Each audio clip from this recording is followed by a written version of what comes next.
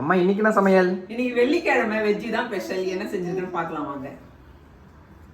இது வந்து அரைக்கீரை புளி போட்டு நல்லா கடைஞ்சி வச்சிருக்கேன். இதுல பூண்டு அப்புறம் காஞ்ச மிளகா போட்டு தாளிக்கிறது தான் ரொம்ப ரொம்ப ஸ்பெஷலாக இருக்கும்.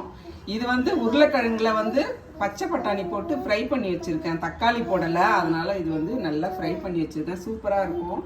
இது ரசம். குழந்தைக்கு எல்லா காய்கறியும் போட்டு அவருக்கு தனியாக ஒரு குழம்பு. அப்புறம் வடித்த சாதம்.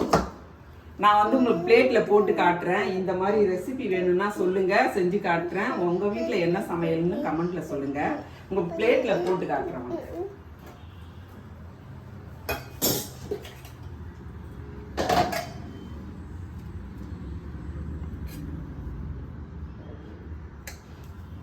சுட சுட சாதம் பாருங்க. அரைக்கீரை ரொம்ப நல்லது வெயிலுக்கு. வெயில் காலத்துக்குலாம் இனிமே கீரை தயிர் எல்லாமே சேர்த்துக்கணும். இது நல்ல காம்பினேஷன், சூப்பராக இருக்கும். இது